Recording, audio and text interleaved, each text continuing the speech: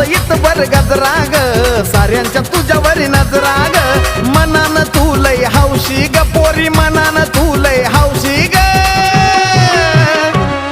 आग लय भारी दिसत होतीस तू त्या दिवशी ग आग लय भारी दिसत होतीस तू त्या दिवशी ग